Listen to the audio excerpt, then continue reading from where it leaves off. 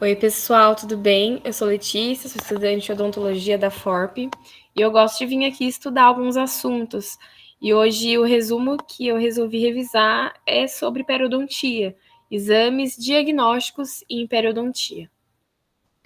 Bom, a doença periodontal é uma condição afetada por fatores clínicos gerais, fatores locais, sistêmicos e ambientais.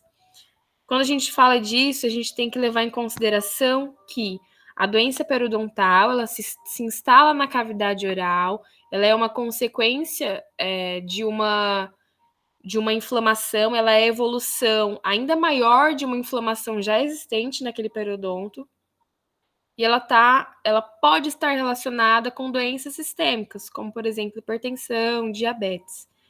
Quando a gente fala de fatores locais, é porque a evolução, a patogenicidade da doença periodontal, ela também é dependente da anatomia do paciente.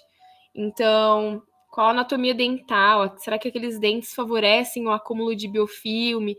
E esse biofilme, juntamente com a precária higienização, vai favorecer a instalação da doença periodontal?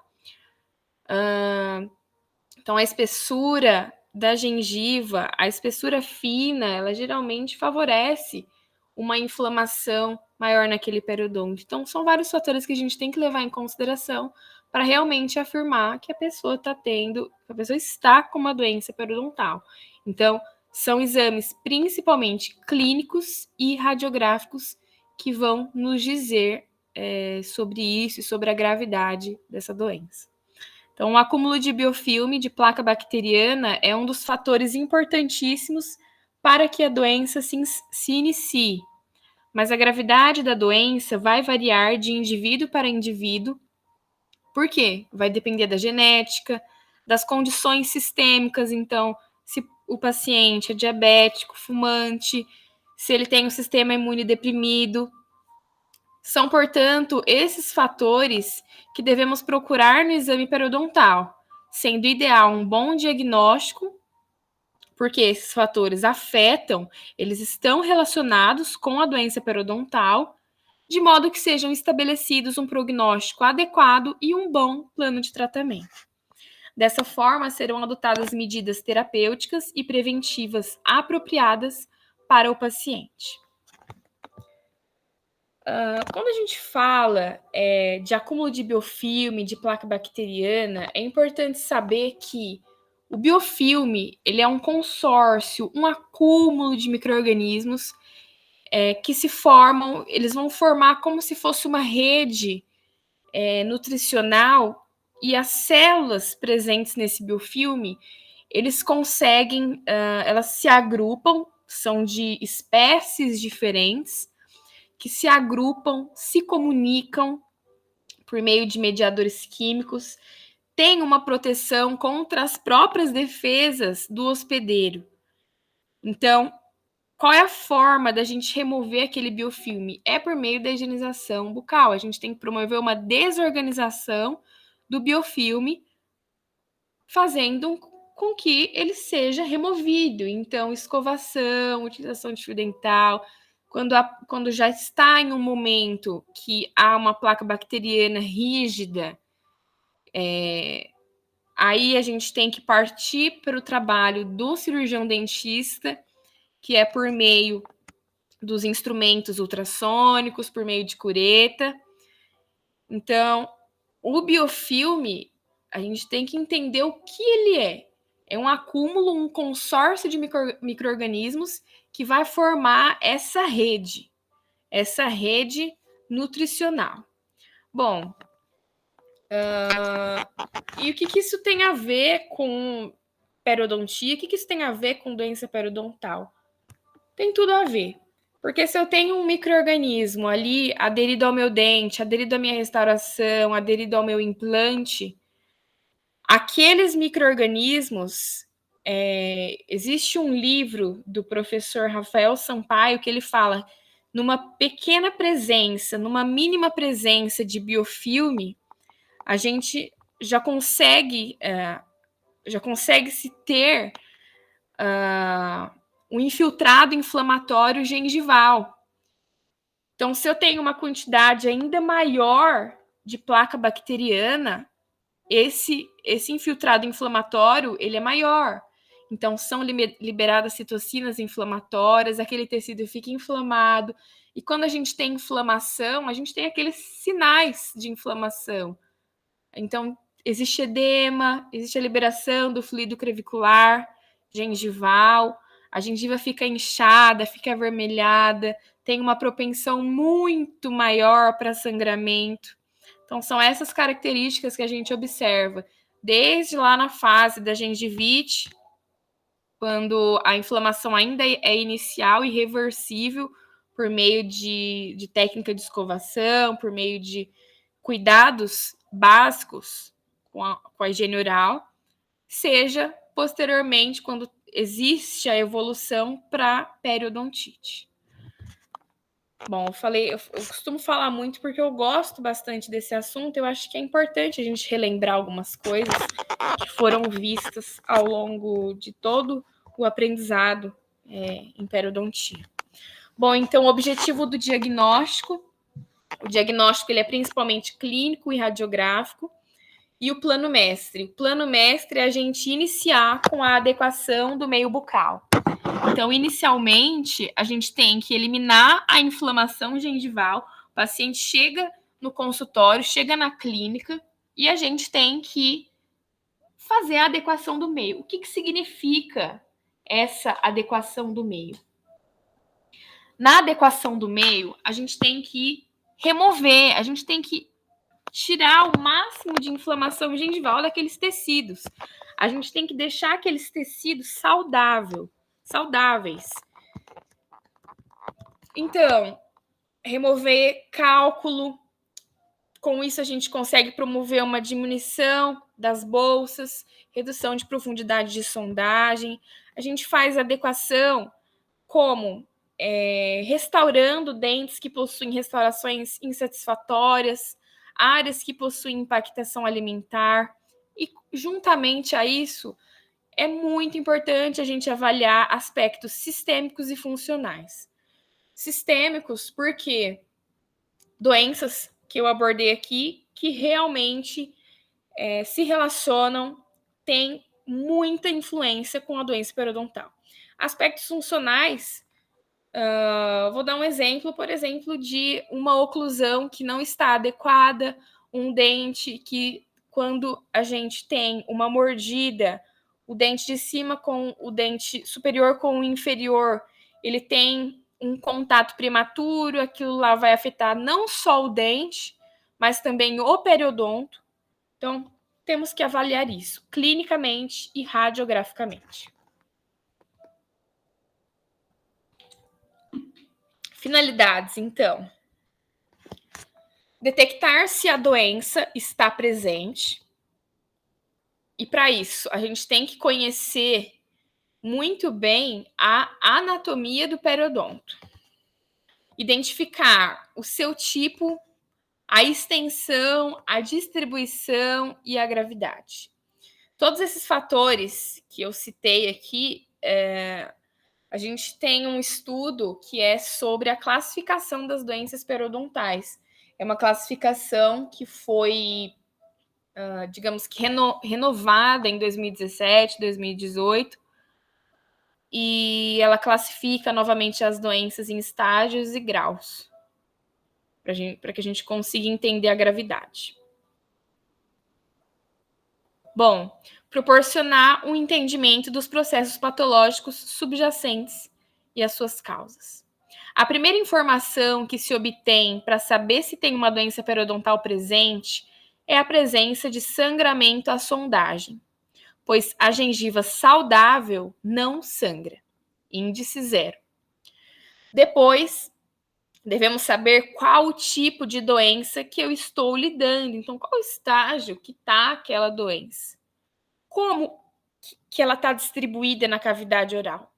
É em todos os dentes? É em um sítio específico? Ou ao redor de algum dente, né? Pode estar, tem uma perda óssea considerável na mesial desse molar, desse premolar. já que a doença periodontal, a periodontite é uma doença sítio específico. Então, ela pode estar presente em um local, em uma parte específica de determinado dente. Não necessariamente estar em todos os dentes. E também saber qual é a causa daquela doença, se é uma resposta imunoinflamatória que está direcionando a doença, ou se é um acúmulo desproporcional de biofilme. Temos que avaliar se é, por exemplo, algum uso de medicamento que está fazendo aquele periodonto ter alguma resposta diferente da normalidade, do aspecto saudável gengival. Bom, então, avaliação geral do paciente. História médica, então, pacientes confirmar, paciente fumante, diabético, HIV positivo, quais medicamentos que ele está tomando, se ele possui câncer, como que é o metabolismo dele, se ele tem alguma doença relacionada à tireoide, osteoporose, gravidez, alergia, histórico familiar. E a sua importância, ela deve ser explicada para os pacientes que frequentemente omitem informações que eles não conseguem relacionar com os seus problemas dentais. Então, o paciente fala assim: eu estou tomando um antibiótico, não sei, algum antibiótico para tratar o outro problema que eu tenho, mas isso não vai interferir no meu tratamento odontológico, então eu não vou falar. E aí que entra o nosso papel de saber conversar com aquele paciente para explicar, esse remédio que você está tomando, ele pode estar influenciando nesse aspecto que está a sua gengiva.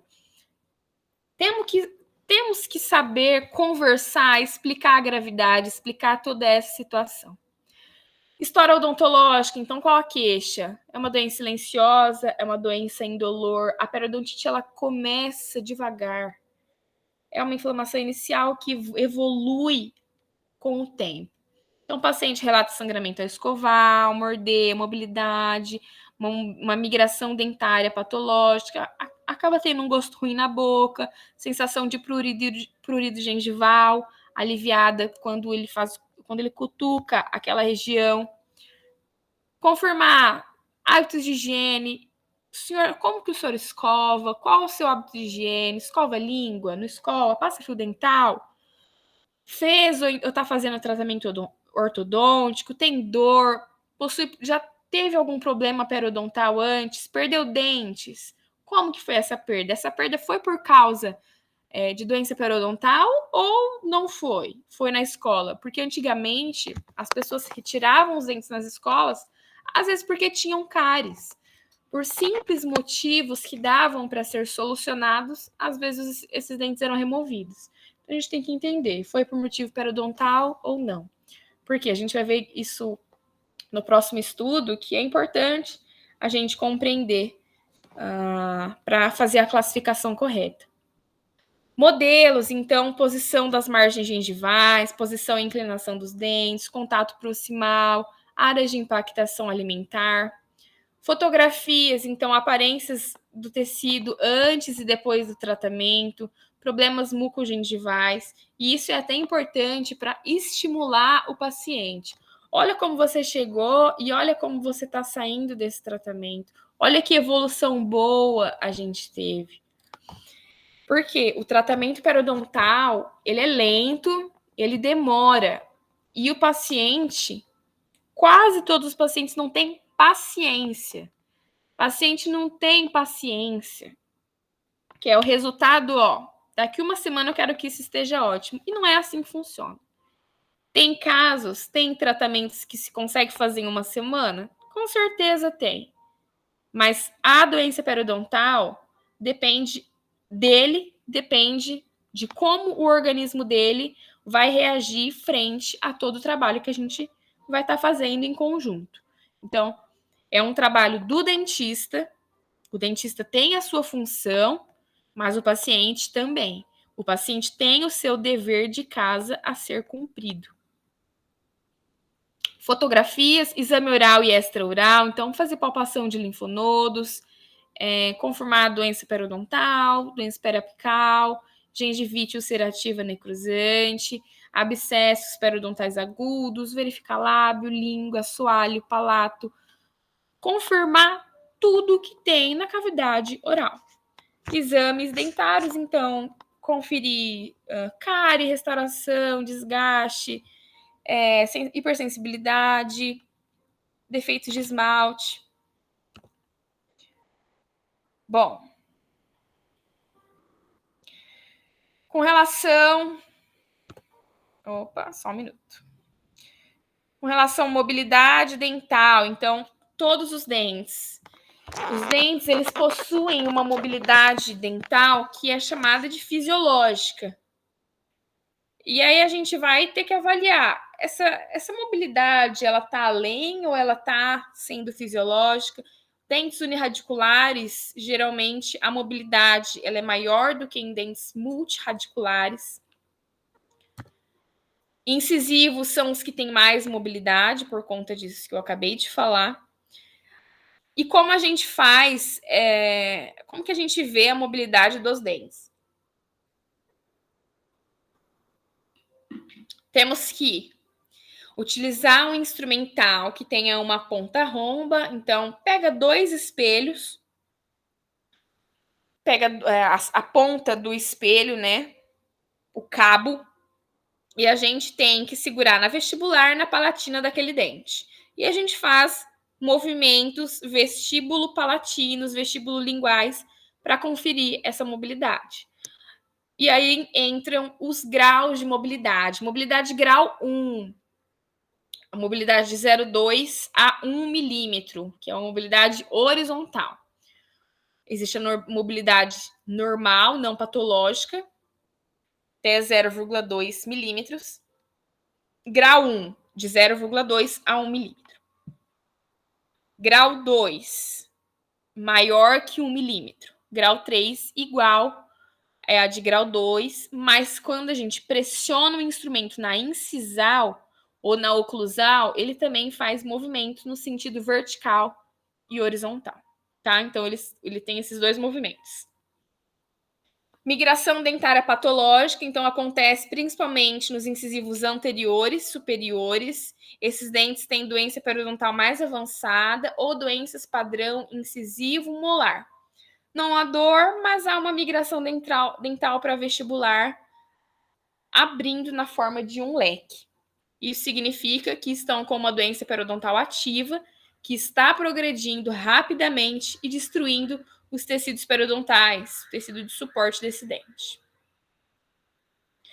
Sensibilidade à percussão, então inflamação aguda no ligamento periodontal, pode ser que tenha abscesso, pode ser causado também por fissuras no esmalte, e aí o paciente sente muita sensibilidade, e a gente faz esse teste de percussão utilizando o cabo de um espelho, o cabo de um instrumental, e batemos de leve na oclusal e na incisal. Normal, não vai ter dor, patológico, o paciente vai sentir dor, tá? Inclusive, esse teste de sensibilidade e percussão é muito importante ser realizado durante o tratamento endodôntico, para a gente avaliar como está aquele dente. Lembrando que a análise radiográfica é indispensável. Exame periodontal completo, então, quando chega um paciente, a gente vê que ele possui realmente uma doença periodontal, a gente tem que fazer um exame ainda mais profundo. A gente tem que avaliar de forma mais específica cada sítio dental. Então, preencher o periograma, que é uma ficha completa, para que a gente acompanhe e observe a resposta do paciente ao tratamento. Ficha de registro, resposta ao tratamento e comparação com visitas anteriores. Avaliação da higiene oral, então essa avaliação pode ser feito corando ou não o biofilme. O corado é feito com um evidenciador de placa contendo fucsina e é usado para mostrar ao paciente e instruí-lo a higienizar melhor. O paciente vai, geralmente, a maioria dos pacientes chega no consultório um pouquinho antes, 1, 2 horas antes de estar lá na consulta e escova super bem o dente, mas ao longo do tempo não fez essa higienização completa. As faces livres ficam limpas, mas nas interproximais não tem como. paciente não consegue enganar o dentista. A gente consegue avaliar isso utilizando a nossa sonda. Pega o explorador, passa aqui, a gente sente o biofilme aderido na superfície dental. A quantidade de placa detectada não é necessariamente relacionada à gravidade da doença periodontal, porque são fatores relacionados à virulência do organismo e também a resposta do hospedeiro. Avaliação das condições gengivais, então secar antes de fazer a observação, fazer o exame visual adequado, exploração com instrumentos, fazer a palpação, então gengiva saudável, ela possui uma cor rosa pálido, um aspecto de casca de laranja, que são as fibras que estão aderidas ao osso, sem sangramento, sem dor. A gengiva que está afetada, ela vai ter uma cor mais avermelhada, edemaciada, sangramento fácil, vai estar flácida, pode estar edematosa ou fibrótica. Então, essas são algumas características. Gengiva saudável, gengiva que está afetada. Gengiva aumentada por medicações, gengivite ulcerativa necrosante. Avaliação das condições periodontais. Fazer exame periodontal, nunca podemos esquecer de ter sondas. Exame periodontal é indispensável a utilização de sonda. Não tem como a gente ver profundidade, sondagem e os outros testes que eu vou falar daqui a pouco sem usar a sonda. Não existe periodontia sem sonda. Bolsas, então medida precisa, presença, distribuição em cada dente, consegue profundidade, qual a profundidade daquelas bolsas, qual o nível de inserção da raiz, como que é o tipo de bolsa, supraóssea, infraóssea. As bolsas periodontais não são detectadas por exame radiográfico. O exame radiográfico ele vai indicar perda óssea. O único método preciso para detectar bolsas periodontais é a exploração cuidadosa com uma sonda periodontal. E aqui são as sondas que nós temos. Primeira geração. Então, a Williams, North Carolina, Michigan, OMS, Neighbors. Neighbors, OMS. Os principais. Fatores que afetam a sondagem periodontal. Espessura da sonda, posicionamento errado da sonda. A sondagem é feita principalmente com a sonda milimetrada da OMS, que é essa daqui. A gente tem que fazer a sondagem paralela ao longo eixo do dente, fazendo um contorno da superfície dentária, com 6 inserções ao todo.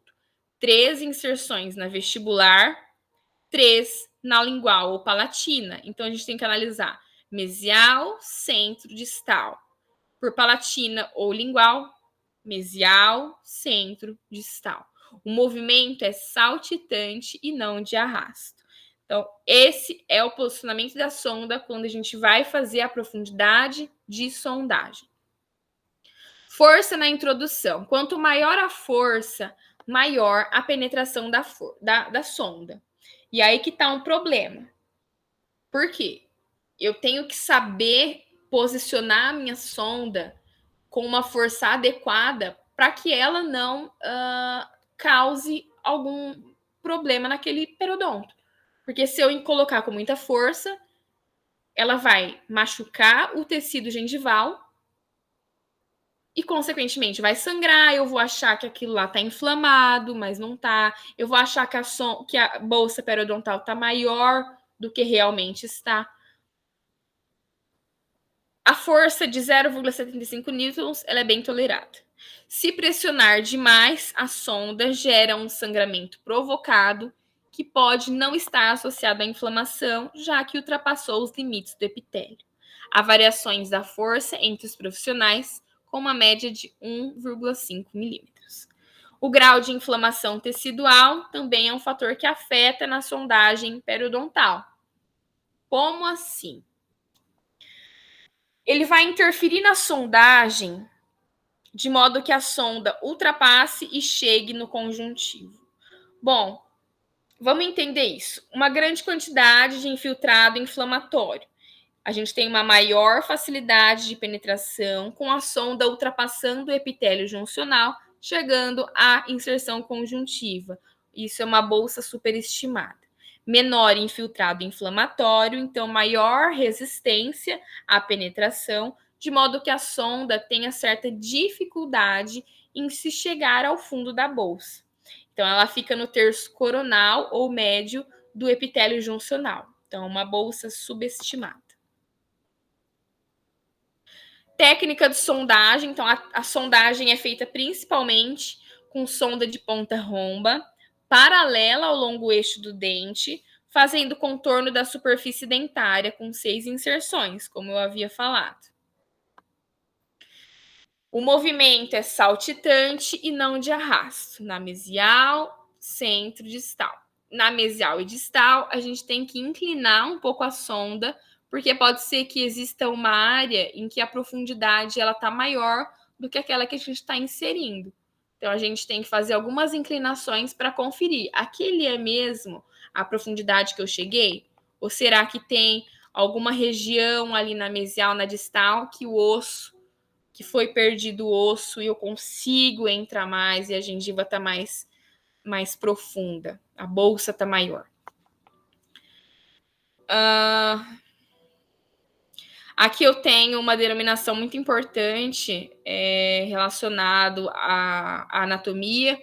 Então, da margem gengival até o fundo da bolsa, a gente tem o sulco gengival, que geralmente mede 0,69 milímetros. Esse aqui é o epitélio juncional, que geralmente fica aderido à raiz, fica aderido ao dente. Inserção conjuntiva, onde a gente tem os feixes de tecido conjuntivo. Ligamento periodontal, cemento e osso. Distância biológica, essa distância do fundo do sulco até a ponta da crista óssea. E o espaço biológico é toda essa região. Bom, esse aqui eu tenho um exemplo: sulco gengival e bolsa periodontal. O sulco gengival, eu consigo entrar com o meu sulco aqui e o dente está saudável, o periodonto está saudável. Quando eu tenho uma bolsa periodontal, reparem nesse epitélio, ele está inflamado. Reparem como ele já descolou do dente. Então, na profundidade, olha como a sonda consegue entrar muito mais, porque essa gengiva ela está inflamada, ela acaba ficando num aspecto descolado. Acaba ficando num aspecto descolado do dente.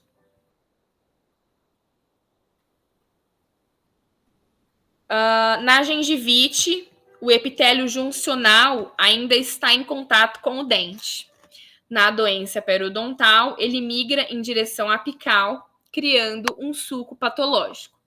Então, há uma perda de inserção periodontal e reabsorção óssea, tá? Se o epitélio juncional... Só um minuto.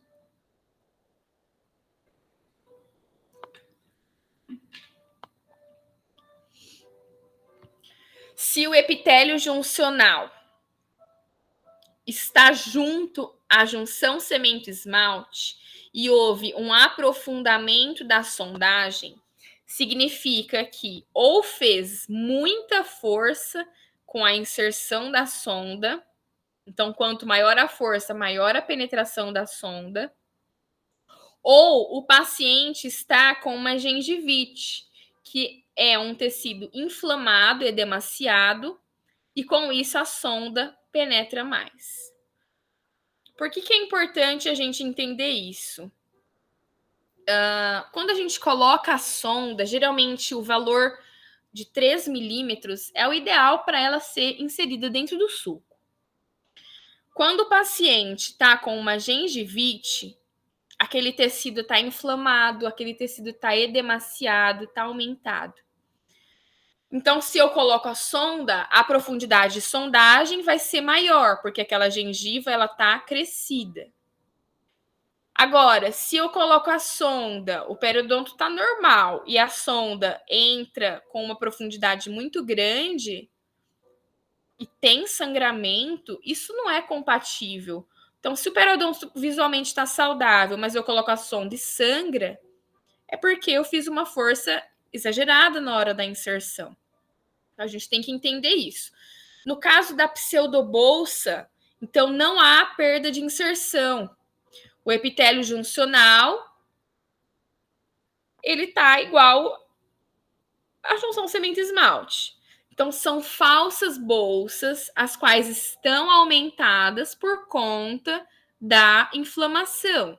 Então, nesse caso, a profundidade ela vai ser aumentada porque para a profundidade de sondagem, a gente confere a distância da margem gengival até o fundo do sulco da bolsa. Mas se está inflamado e não tem perda de inserção, que é o caso da gengivite, então isso não é um problema, porque essa situação de inflamação ela vai ser revertida. Apenas a profundidade ela está elevada. Isso, então, é chamado de pseudobolsa, porque não tem perda de inserção. A bolsa, a profundidade de sondagem está alta, mas a gengiva ela não está descolada do dente, não houve perda de inserção. No caso de uma bolsa verdadeira, no caso da bolsa verdadeira, que é o caso da evolução dessa inflamação de gengivite para uma periodontite, há uma perda de inserção conjuntiva e óssea. Então, há regressão óssea e o tecido gengival, ele acaba ficando retraído e descola da superfície dental. Então, migração do epitélio juncional para apical abaixo da junção semente-esmalte. Então, aqui na pseudobolsa, o tecido está muito inflamado. Se coloca a sonda aqui, a profundidade de sondagem vai estar alta, mas é porque esse tecido está alto, mas não tem uma perda de inserção. Nesse caso, houve uma recessão gengival. Se colocar uma bolsa aqui, a profundidade ela está pequena, mas porque esse tecido ele está levemente inflamado. Repare aqui nas cristas. Essa é uma bolsa verdadeira. Então, profundidade de sondagem. Esses daqui são 3 denominações muito importantes. Porque se a gente não entende de anatomia do periodonto, se a gente não entende esses conceitos, quando a gente estiver na clínica, quando a gente está na clínica, a gente não sabe o que a gente está fazendo. Para que eu estou sondando? O que eu estou sondando? Qual é o meu objetivo de estar conferindo cada um desses valores? Então, eu tenho que entender de anatomia, tenho que entender o que eu estou fazendo ali na clínica, sondando meu paciente, para que eu possa compreender o que aqueles valores estão me mostrando. A profundidade de sondagem, a gente utiliza com a sonda OMS, então a gente faz a medição da margem gengival até o fundo da bolsa ou do sulco. Gravem, mesmo que no começo seja algo muito chato, muito mecânico de se falar, quando a gente interioriza as palavras dentro da nossa cabeça, ao longo do tempo elas passam a fazer sentido. Então, de profundidade de sondagem, a distância da margem gengival até o fundo do sulco, o fundo da bolsa. Nível clínico de inserção. O nível clínico de inserção, ele é uma medida ouro. Por quê? Quando eu falo da profundidade de sondagem, a gente não tem a situação. Oh, meu Deus. A gente não tem a situação daquela gengiva estar inflamada. Se a gengiva está inflamada, a minha profundidade de sondagem ela vai ser maior, mas isso não significa que tem perda de inserção e perda óssea. Então, quando a gente faz profundidade de sondagem, é um valor importante, mas é um valor que não me diz a gravidade daquela doença. Não me diz a gravidade daquela situação. O nível clínico de inserção, ele é um padrão ouro porque é uma medida baseada em um ponto fixo do dente, que é a junção semente-esmalte. A margem gengival, o topo da gengiva, ele pode alterar. Hoje está muito inflamado, então a gengiva está mais edemaciada. Daqui 2 dias eu consegui fazer uma escovação adequada, então a gengiva regrediu um pouco, voltou em estado de normalidade. Então, quando eu faço a profundidade de sondagem, ela já está diferente do que eu fiz há alguns dias. Quando eu faço nível clínico de inserção, que é baseado em um ponto fixo, um ponto fixo que é a junção semente-esmalte, a gente consegue obter um valor mais preciso daquela situação. Então, nível clínico de inserção é a distância da junção semente-esmalte até o fundo da bolsa. Mudado somente com ganho ou perda de inserção. Se eu tenho uma perda de inserção, o meu nível clínico de inserção ele vai estar maior. Nesse caso aqui, ó, é um aspecto saudável. A profundidade de sondagem vai até aqui, o fundo do sulco, da margem ao fundo. E o nível clínico de inserção, reparem que ele é muito pequeno. Aqui, nesse caso, tem um pouco de perda? Tem. Mas não é tão significante com relação a esse. Olha o tanto que a gengiva está retraída.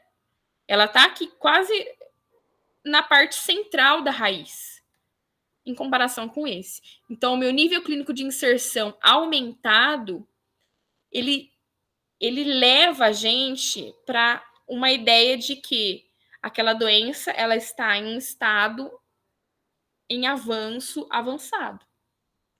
Então, é uma medida padrão ouro, lembrem disso, da junção semente-esmalte até o fundo do sulco. Nível gengival é a distância da margem gengival até a junção cemento-esmalte. Nível gengival é a distância da margem gengival até a junção cemento-esmalte. Então, reparem que a profundidade de sondagem ela é a soma do nível gengival com o nível clínico de inserção. Da margem até a junção cemento-esmalte. Da margem até a junção cemento-esmalte. Da junção cemento-esmalte até o fundo do sulco. Da junção cemento-esmalte até o fundo do sulco. Então, a profundidade de sondagem é a soma do nível gengival e do nível clínico de inserção.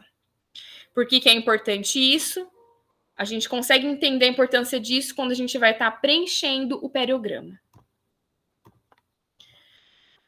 Uma observação: a gravidade da doença, da condição da doença será analisada por meio do nível clínico de inserção, que leva em conta a junção cemento-esmalte, que é um ponto invariável.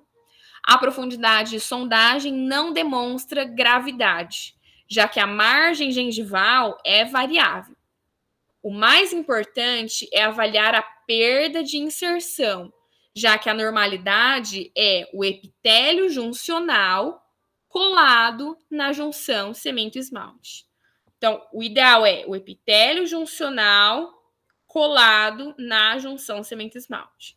Aqui teve uma pequena perda de inserção. Aqui teve uma perda muito maior de inserção. A perda de inserção é quando há perda de inserção conjuntiva das fibras periodontais, havendo migração apical do epitélio juncional. Então, perda das fibras gengivais, havendo qual é o termo que estava aqui? Havendo uma migração apical do epitélio juncional. Epitélio juncional teve uma migração apical. Bom, junto a isso, há também perda de osso cemento. Nesse caso, o lado esquerdo ele está pior em relação ao direito. O direito há um crescimento gengival, mas não tem perda de inserção.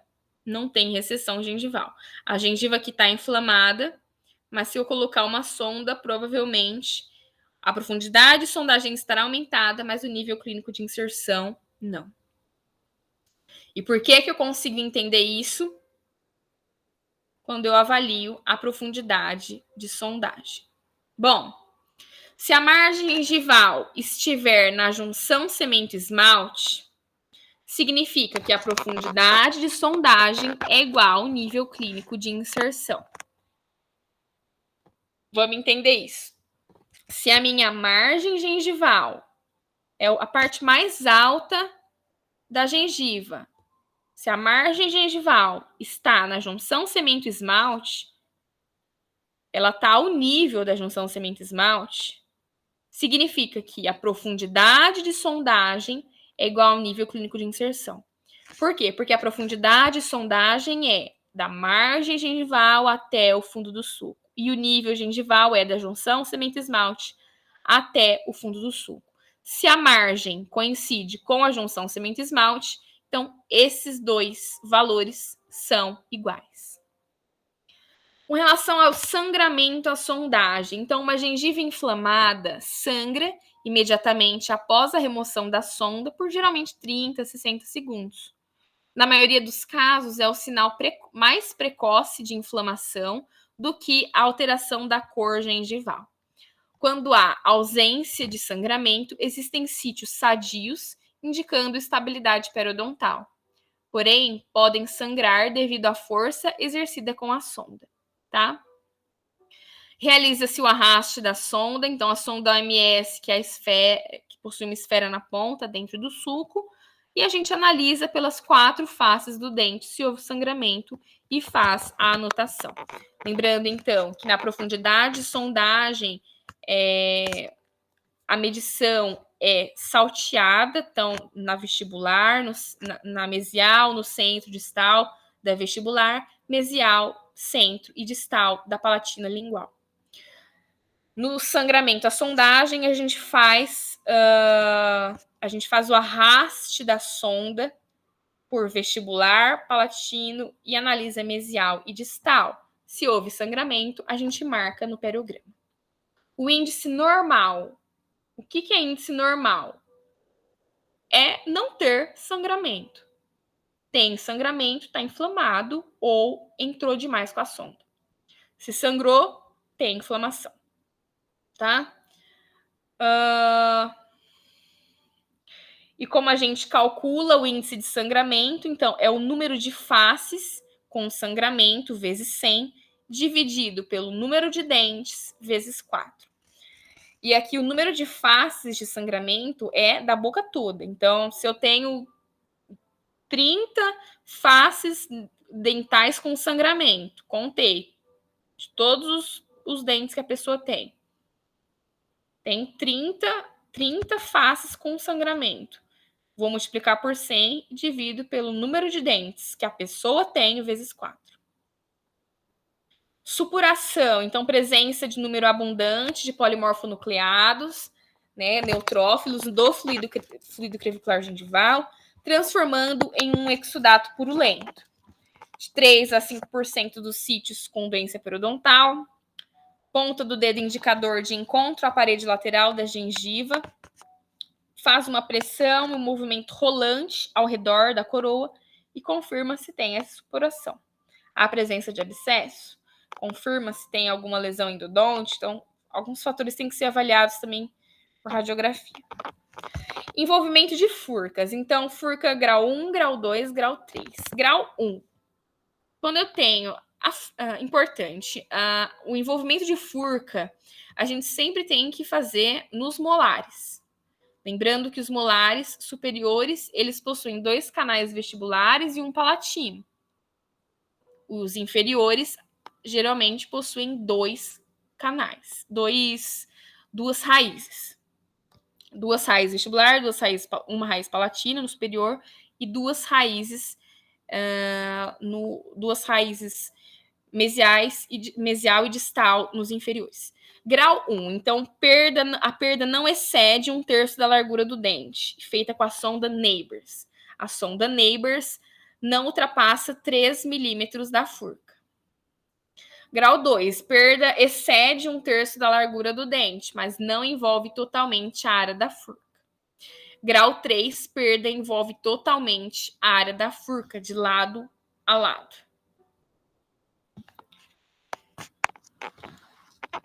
Como que a gente faz a sondagem com a sonda Neighbors? Na região dos molares superiores, a gente faz por vestibular, por mesial e distal, porque a gente tem essas raízes. Então, entra na vestibular e entra por palatino também. Molares inferiores, a gente avalia só vestibular e palatino, porque as raízes são mesial e distal. Pré-molares superiores, a gente avalia por mesial e distal, tá? Porque as raízes são vestibulares e palatinas. Como sondar...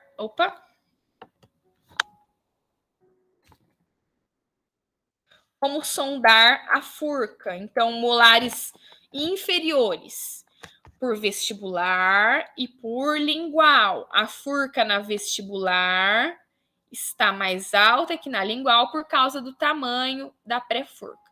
Então, na molares inferiores, as raízes são mesial e distal. Então, aqui a gente tem um espaço, que é o espaço que a gente pode inserir. Aí a gente insere por vestibular e por palatina. Nos molares superiores, os molares superiores possuem 2 raízes vestibulares e uma raiz palatina. Então, furca distal, na furca distal tanto faz, onde a gente vai inserir a sonda Neighbors, tanto por vestibular, tanto por lingual, tanto por palatino, porém nessa área a furca ela está exatamente na altura do ponto de contato. Furca mesial sempre entrar por palatina. Furca vestibular, inserir a sonda por vestibular, obviamente. Bom, nesse momento, quantidade de gengiva inserida.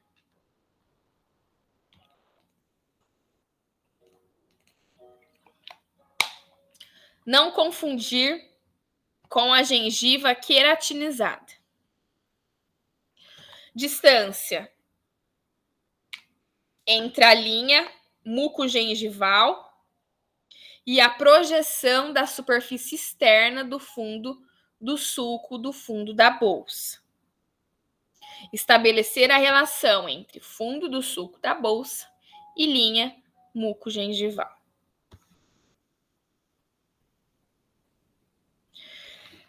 Aqui, a gente está quase acabando, faltam três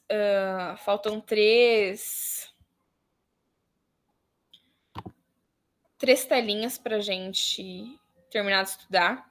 O índice periodontal simplificado, a gente faz com a sonda OMS, então a gente faz a sondagem, coloca o maior valor que a gente encontra por sextante.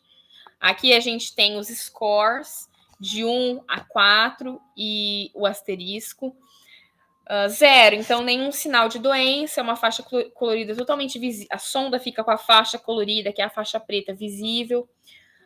Número 1, sangramento gengival, quando tem sangramento. Número 2, quando aquela face possui cálculo supra-subgengival. 3, quando possui uma bolsa que é de 4 a 5 milímetros. 4, bolsa periodontal no sulco maior que 6 milímetros. E quando a gente coloca o asterisco, independente do número, quando a gente tem comprometimento de furca, mobilidade e alterações, recessão gengival de 3,5 milímetros a partir da junção amelo-sementária. Bom, às vezes falando nesse momento é difícil de compreender, mas na hora de preencher o periograma, a gente tem tudo isso anotado, então pergunta para a sua dupla como que para relembrar, e ao longo do tempo isso vai ficando automático de ser preenchido. Score, necessidade de tratamento, então 0, cuidado adequado, pessoa saudável, 1, instrução de higiene oral e tratamento apropriado, incluindo a remoção da placa. 2, score 2, instrução de higiene e tratamento, incluindo remoção de placa subgengival e cálculo, por meio de raspagem, correção de margens restauradoras. 3, necessidade de exame e documentação periodontal completa. Então, vamos lá. Se eu tenho uma bolsa que está acima de 3, bolsa de 4, de 5 milímetros, a partir daí eu tenho que partir para o exame periodontal completo. O paciente chegou na clínica de periodontia, chegou na clínica, eu tenho que fazer esse índice periodontal simplificado. Esse é o básico de se fazer. Chegou lá, eu tenho o score número 3. Número 2, eu consigo controlar mantendo a higiene. Número 3, que a bolsa já é maior que 3 milímetros, bolsa é de 4, de 5, aí eu já tenho que partir para a documentação periodontal completa. Então, tenho que começar a fazer o periograma. 4, necessidade de exame, documentação, necessidade de tratamento complexo, então reavaliar resultados do tratamento, tá? Códigos 0, 1 e 2 com asterisco, necessidade de registro, tratamento para tal condição. 3, 4, aí periograma é muito mais detalhado o que a gente tem que conhecer. O exame radiográfico, então, não revela alterações menores no osso. Clinicamente, a situação ela é mais grave do que está na radiografia. Então, para ver o que a gente está vendo na radiografia, 30% do que a gente está vendo já foi perdido. Então, a situação clínica ela é mais grave do que a situação que a gente está vendo na radiografia. Em leves alterações radiográficas, significa que clinicamente a lesão está mais desenvolvida. A laminadura deve ser contínua. Ideal que a gente faça as 14 radiografias periapicais e 4 interproximais bite-wings, porque a gente consegue ver a crista óssea até a junção semente-esmalte, que está relacionado com o espaço biológico, que é o espaço biológico. As periapicais não revelam essa relação correta entre osso e junção semente-esmalte, porque a gente tem as variações de angulação, então o valor que eu vou medir na radiografia não é exatamente o valor que está no clínico. Técnica do paralelismo, em geral, panorâmicas não são boas para ver doença periodontal, proporcionam uma imagem geral, mas intraorais são as mais ideais para o diagnóstico e planejamento. Então, periapicais e, se possível, interproximais bite-wings, tá? Aspecto radiográfico da doença periodontal, então, vai haver uma lâmina descontínua, uma área radiotransparente, radiolúcida em forma de cunha e alargamento do espaço periodontal. A altura do septo interdental, ela é reduzida.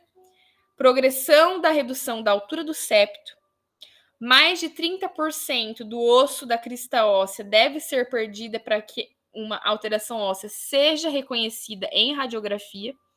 E canais vasculares, áreas radiolúcidas lineares e circulares interdentais e seus forames. Isso não indica anormalidade. Com relação, então, ao periograma. Esse aqui... Essas são algumas características que a gente avalia no periograma. E isso aqui é um periograma. O periograma, a gente avalia dentes que estão perdidos, a gente avalia alterações que estão presentes em cada face do dente, por vestibular, por palatino, na mesial centro-distal, mesial centro-distal. Aqui estão apenas os dentes superiores, mas a gente avalia por vestibular, por palatina, dentes superiores e dentes inferiores. Então, é um exame muito detalhado. Eu acho que como esse estudo está ficando bem grande, eu vou deixar para falar do periograma em um outro tópico, tá? Que é uma parte bem mais rapidinha. Espero que vocês estejam gostando desse nosso bate-papo, desse nosso estudo.